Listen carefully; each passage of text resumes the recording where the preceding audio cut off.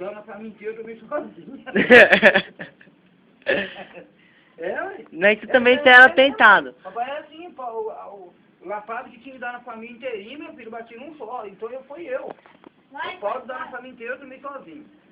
Aí pegou minha sanguinha tão bonitinha, carinhosinha, coisa tão lindrinha.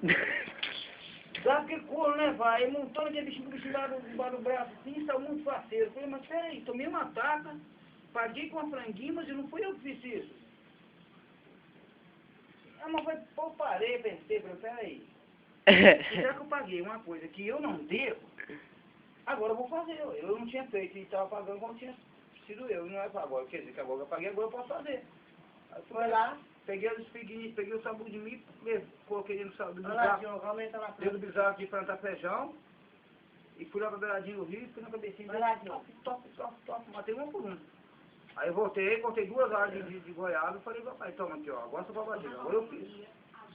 Aí o velho foi, não bateu não, aí ele olhou em mim assim, falei, você me bateu aquela hora e eu não tinha feito, agora eu tô provando seu que agora eu fiz.